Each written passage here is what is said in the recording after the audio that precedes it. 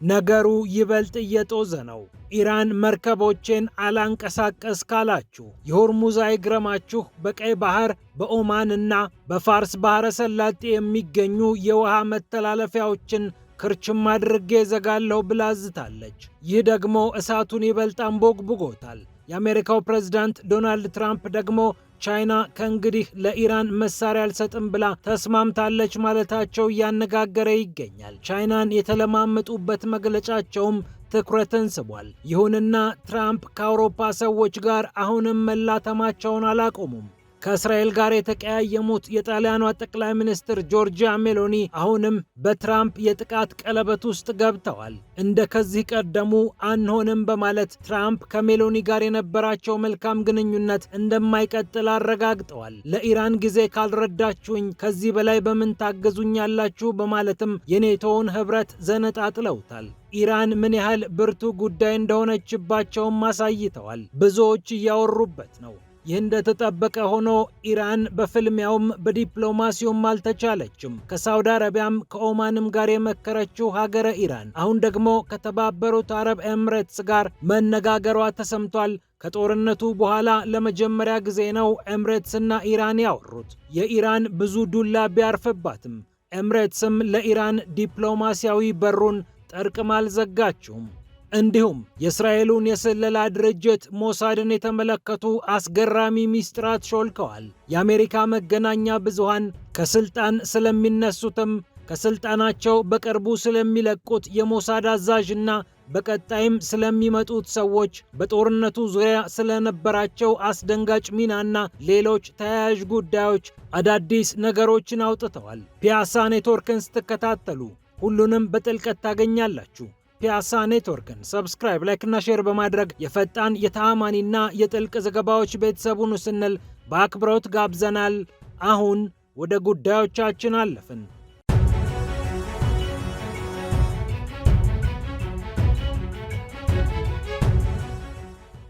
እሳቱን ይበልጥ ያንቦገቦገው የኢራን ማስፈራሪያ ነው። ኢራን መርከቦችን አላንቀሳቀስ ካላችሁ የሆርሙዝ አይግረማችሁ፣ በቀይ ባህርም እደግማችኋለሁ፣ በፋርስ ባህረ ሰላጤና በኦማን ባህርም የእጃችሁን ታገኛላችሁ እያለች ዝታለች።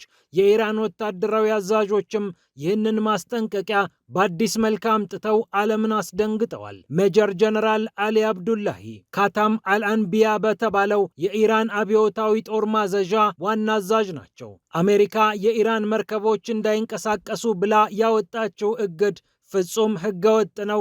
ከዚህም በተጨማሪ የተስማማነውን የተኩስ አቁም ስምምነት የሚያቆረፍድ ነው በማለት ከተናገሩ በኋላ እኛ መርከቦቻችንን እንዳናስወጣ እንዳናስገባ የምንደረግ ከሆነ በፋርስ ባህረ ሰላጤ፣ በኦማን ባህር እና በቀይ ባህር ላይ ተመሳሳዩን ነገር እናደርግባቸዋለን ሲሉ መናገራቸውን ታስኒም የዜና አውታር ዘግቧል። ኢራን ቀይ ባህርን ባትጋራም በየመኑ ሁቲ አማካኝነት በቀይ ባህር ላይ ተጽዕኖ መፍጠር እንደምትችል የታመነ ነው። ለዚህም ይመስላል በቀይ ባህር ላይ የማያዳግም እርምጃ በመውሰድ መተላለፊያውን አደጋ ውስጥ ልጥለው እችላለሁ እያለች የምትገኘው። ብዙም ጠልቀው ባይገቡበትም የየመኖቹ ሁቲዎች ይህንን ማስጠንቀቂያ ከመስጠትም ባለፈ ቀይ ባህርን አሻግረው እስራኤልን መምታታቸው የሚታወስ ነው።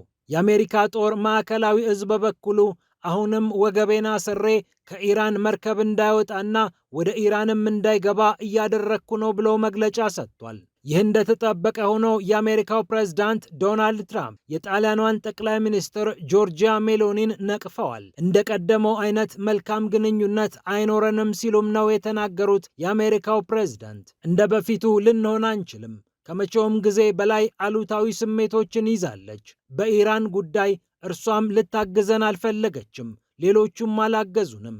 እናም እንደቀደመው ልንሆንላቸው አንችልም ሲሉ ከፎክስ ቢዝነስ ጋር በነበራቸው ቆይታ ተናግረዋል። ይህንን አጋጣሚ ይዘው ኔቶን የዘነጣጠሉት የአሜሪካው ፕሬዝዳንት በ100 ቢሊዮን ዶላሮች የሚቆጠር ገንዘብ በየዓመቱ ለምን ለነሱ እንሰጣለን?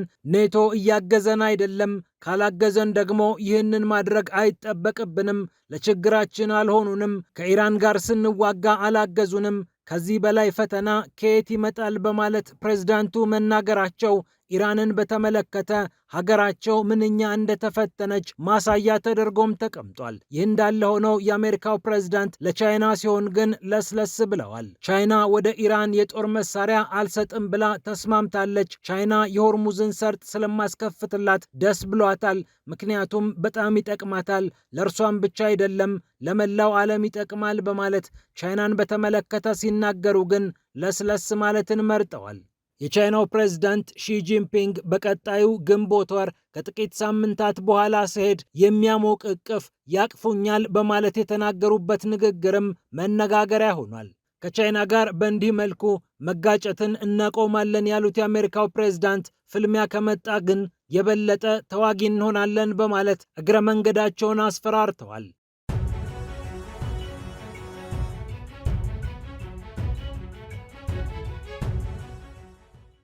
በተመሳሳይ የተባበሩት አረብ ኤምሬትስ እና ኢራን ስለ ጦርነቱና በቀጣይ ስለሚሆኑት ነገሮች መክረዋል። የተባበሩት አረብ ኤምሬትስ ምክትል ፕሬዝዳንት የሆኑት ሼክ መንሱር ቢን ዛይድ አልናህያን ከኢራን የፓርላማ አፈ ጉባኤ መሐመድ ባገር ጋሊባፍ ጋር መክረዋል ይላል ዋም የተባለው የተባበሩት አረብ ኤምሬትስ መገናኛ ብዙሃን። በኢራን ዲፕሎማሲያዊና ፖለቲካዊ ጉዳዮች ላይ ቁልፍ ሚና እየተጫወቱ የሚገኙት ጋሊባፍ ከተባበሩት አረብ ኤምሬትሱ ምክትል ፕሬዝዳንት ጋር የመከሩት በተለያዩ ወቅታዊ ጉዳዮች ላይ እንደሆነ ዘገባው ቢጠቅስም ዝርዝር ነገሮችን ከመግለጽ ተቆጥቧል።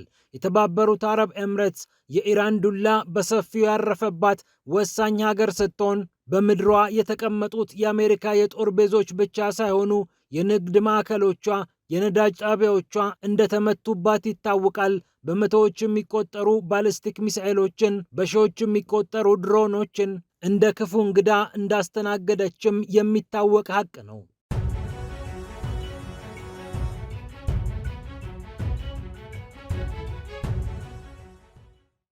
በመጨረሻም በቀጣይ የሞሳድ አለቃ ይሆናሉ ተብለው በተጠበቁት ሰው ላይ ሲኤንኤን አስገራሚ ዘገባ አውጥቷል። እኒህ ከጦሩ ወደ ስለላ ድርጅቱ ያመራሉ የተባሉት ሰው በሐማስ የቆሰሉ የሩሲያ ቋንቋ የሚናገሩ ውስብስብ ታሪክ ያላቸው ሰው ናቸው።